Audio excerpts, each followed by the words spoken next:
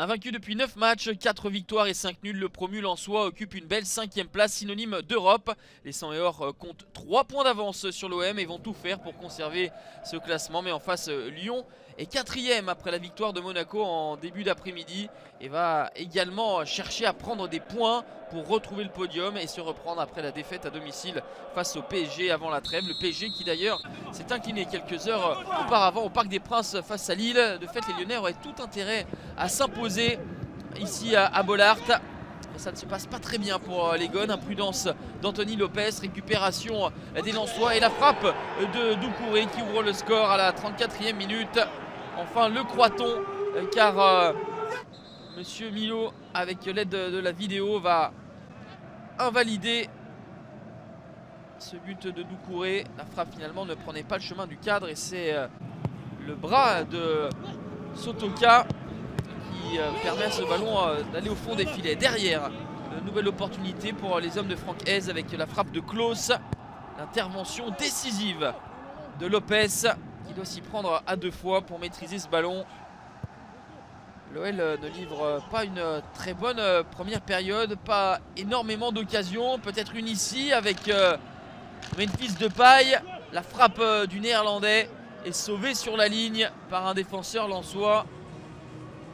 Il avait réussi à éliminer Jean-Louis Lec, Memphis Depay, mais c'est Jonathan Gradit qui sauve son équipe. 0-0, c'est le score à la pause.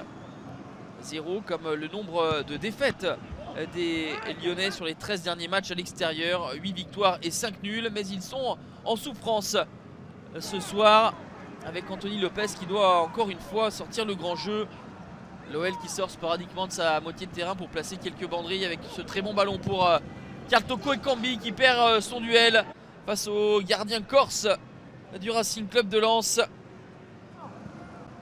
Toujours 0-0, mais ce sont les Lensois qui vont en définitive ouvrir le score à la 65e grâce à Jonathan Klaus. Le 3e but de la saison pour l'ancien joueur de l'Arminia Bielefeld, lui qui avait déjà marqué lors de la dernière réception face à Metz. La passe décisive est signée Gaël Kakuta, parfaite synchronisation entre le passeur et l'appel de Jonathan Klaus. Ballon qui file entre les jambes d'Anthony Lopez et les Lyonnais qui vont devoir accélérer pour égaliser. Et finalement c'est sur un coup de billard que Paqueta va sortir ce beau geste acrobatique et égaliser à 10 minutes de la fin. 5e réalisation pour le Brésilien.